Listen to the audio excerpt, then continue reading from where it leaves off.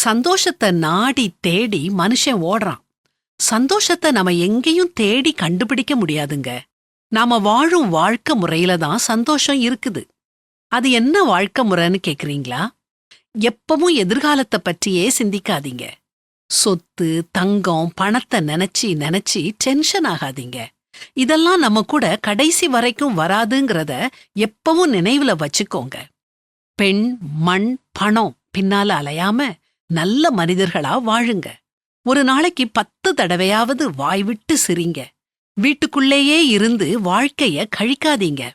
பிற்காலத்துல மனநோயாளியாக ஆக நேரிடும்.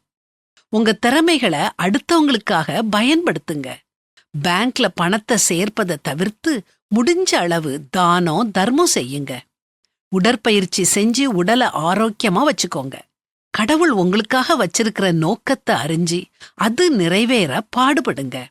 நான் பெரிய ஆள், என் கட்டளைக்கு எல்லாரும் கட்டுப்படணும் அப்படின்னு நீங்க நினைச்சீங்கன்னா உங்க துணை, குழந்தைங்க, உறவினர்கள், நண்பர்கள், வேலையாட்கள் எல்லாருமே உங்ககிட்ட போலியாகத்தான் பழகுவாங்க.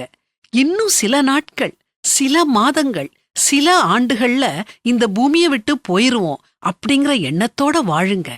எல்லாத்துக்கும் மேல கடவுளுக்கு பயந்து அவர் பிரியப்படுற மாதிரி வாழுங்க. உங்க வாழ்க்கை சந்தோஷமா இருக்கும், மனம் குதூகலமா இருக்கும், முகமும் மலர்ச்சியா இருக்கும். இதத்தான் பரிசுத்த வேதாகமத்திலையும் வாசிக்கிறோம். மனம் மகிழ்ச்சி முகமலர்ச்சியை தரும். மனோ துக்கத்தினாலே ஆவி முறிந்து போம்.